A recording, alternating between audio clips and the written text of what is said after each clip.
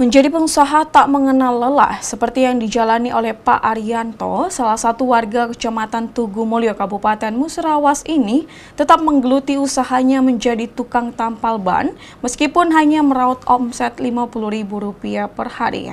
Setelah pensiun menjadi pekerja bangunan, Bapak Arianto memangkal tampal ban di sisi Jalan Tugu Mulyo, Kabupaten Musirawas selama 4 bulan ini. Setiap harinya, ia buka mulai dari pagi hingga sore. Setiap harinya ia memperoleh uang Rp30 hingga Rp50.000 per harinya. Pak Arianto membuka tampal ban menjadi salah satu usahanya karena sudah tidak ada lagi pekerjaan lain. Daripada pengangguran, ia menekuni sebagai tukang tampal ban. Ia memilih memangkal karena sudah tidak ada lagi lokasi untuk buka di rumahnya.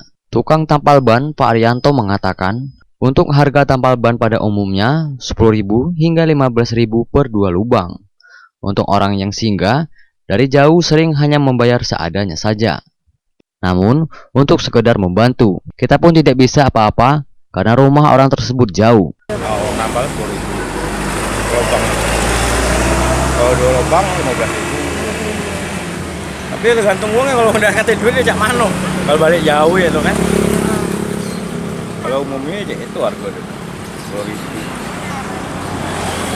Jadi kadang pernah ya kayak kalau misalnya orang yang pulang jauh itu bayar seadanya, pernah Pak ya? Sering. Sering. Kalau yang balik jauh, balik daerah Biti, Rompet gitu.